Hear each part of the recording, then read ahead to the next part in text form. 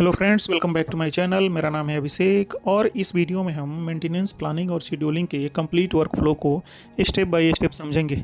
इस वीडियो का main objective ये है कि आपको एक क्लियर अंडरस्टैंडिंग मिले कि प्लानिंग और शेड्यूलिंग का रोल मेंटेनेंस के अंदर कितना क्रिटिकल होता है, कैसे ये डाउन टाइम को कम करता है और इक्विपमेंट को ज़्यादा रिलायबल बनाता है। इस वीडियो में हम समझेंगे कि प्लानिंग और शेड्यूलिंग मेंटेनेंस प्रक्रिया के भीतर कहाँ फिट होती है और यह कैसे उपकरणों की विश्वसनीयता और दक्षता को बढ़ाती है। हर ऑर्गेनाइजेशन में मेंटेनेंस का काफ़ी सारे फंक्शन होते हैं, जैसे preventive maintenance, corrective maintenance, reliability engineering और स्पेयर पार्ट्स मैनेजमेंट।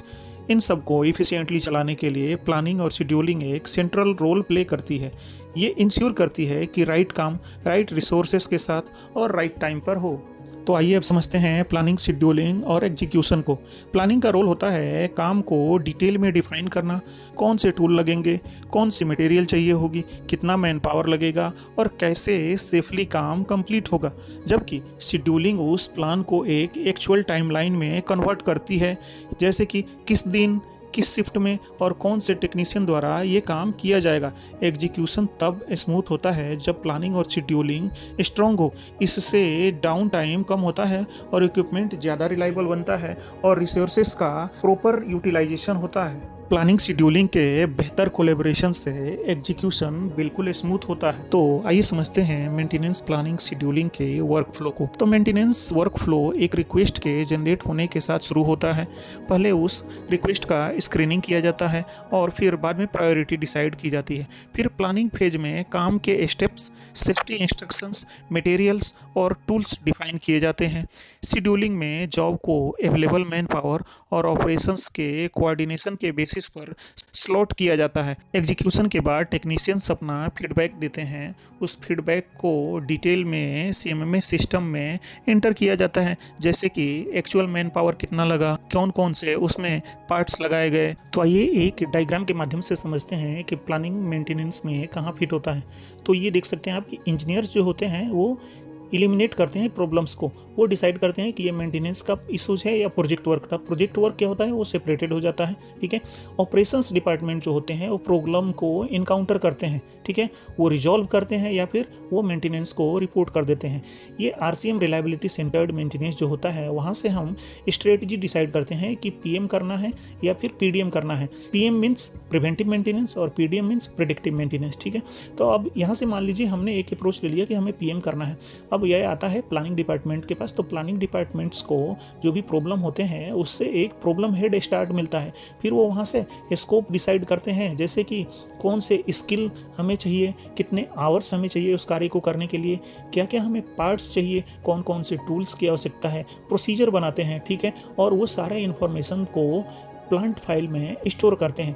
वो जो भी प्रोसीजर है या फाइल्स हैं वो हमारे वर्क एग्जीक्यूशन डिपार्टमेंट को ट्रांसफ़र होता है। वहाँ पे जो सुपरवाइज़र होता है वो ये डिसाइड करता है कि कौन सी टीम इस कार्य को करेगी। तो जो वीकली प्लान होता है वो प्लानिंग डिपार्टमेंट शेयर करता है, जबकि डेली प्लान जो होता है वो सुपरवाइजर डिसाइड करता है। ठीक है। जो फीडबैक हमें मिलता है टेक्नीशियन से वो वापस प्लानिंग डिपार्टमेंट क्या करता है, वो स्टोर करता है सीएमएमएस सिस्टम में। जैसे कि मान लीजिए वहाँ से हमें मिला पीएम को इम्प्रूव करने का हमें फीडबैक मिला, तो वो स्टोर किया जाता है सिस्टम में और नेक्स्ट टाइम पे उसको इम्प्रूव किया जाता है एडवाइस जैसा मिलता है उसके अकॉर्डिंग। उसके बाद अगर मान लीजिए कि वो फीडबैक हमें देता है, कोई और एडिशनल प्रॉब्लम उसका मिलता है, तो हम क्या करते हैं, वापस प्लानिंग डिपार्टमेंट उसको प्लान करती है कि कैसे उसे टैकल करना है। ठीक है।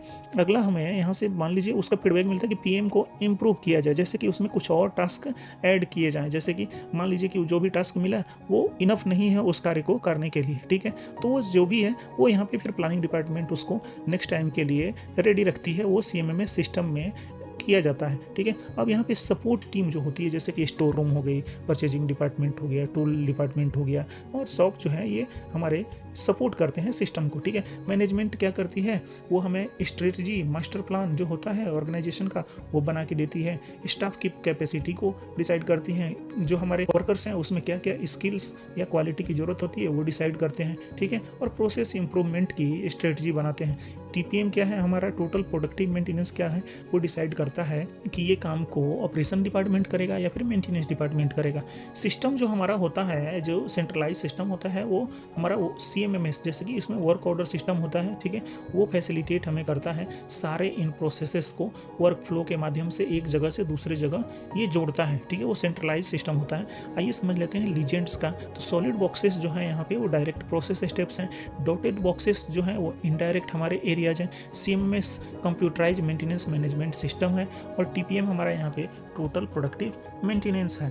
उम्मीद करता हूँ ये डायग्राम आपको क्लियरली समझ में आ गया होगा। अगर आपको कोई डाउट है तो आप मुझे मैसेज कर सकते हैं कमेंट बॉक्स में। अब आइए समझ लेते हैं एक बार कंप्लीट जो भी हमने पीछे देखा है उसको एक समरी के रूप में देख लेते हैं। तो रोल ऑफ प्लानिंग क्या होता है? प्लानिंग बताती है कि जॉब कैसे परफॉर्म होगा, टूल्स, मटेरियल्स, मैन पावर और सेफ्टी की डिटेल्स के साथ। शेड्यूलिंग फंक्शन क्या करता है? शेड्यूलिंग डिसाइड करता है कि मेंटेनेंस वर्क कब होगा और कौन करेगा, इससे टाइमली एग्जीक्यूशन होता है।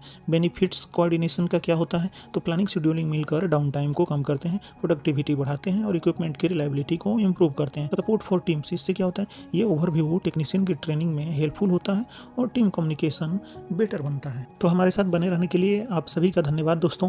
उम्मीद करता हूँ आपको ये टॉपिक इन्फॉर्मेटिव लगा होगा और इससे आपको सीखने को मिला होगा। अगर आपको मेरा वीडियो पसंद आया हो तो लाइक, शेयर और सब्सक्राइब जरूर करें।